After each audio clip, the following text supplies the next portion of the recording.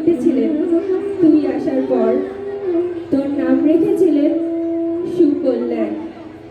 মানুষটার মনটা ছিল শিশুর মতন, অভাবে অনটনে বেঁচে থাকার নানা দুর্বিপাকেও ভেঙে পড়তেন না কখনো।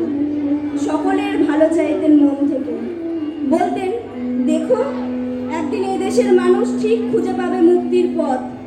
শোষণ থেকে মুক্তি, দারিদ্র্য থেকে মুক্তি, অশিক্ষা থেকে মুক্তি।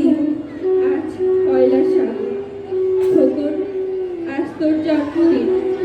ছোটবেলায় তোর মনে আছে আমাদের ভাঙা মেঝেতে বাক্স থেকে বার করা মেজো মাসির হাতে তৈরি আসনটা পেতে দিতাম, সামনে রাখতাম ঠাকুরের আসনের প্রদীপখানা।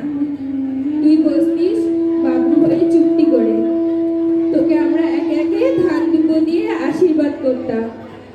বাবা বলতেন বড় হও, মানুষ হও।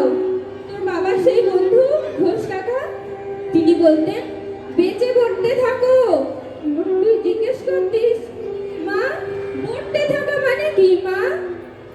আমি শুধু তোর মাথায় ধান দুটোই দিতাম, বলতাম না কিছুই, শুধু মনে মনে বলতাম ঠাকুর আমার খোকনকে মস্ত বড় মানুষ করে তোলো।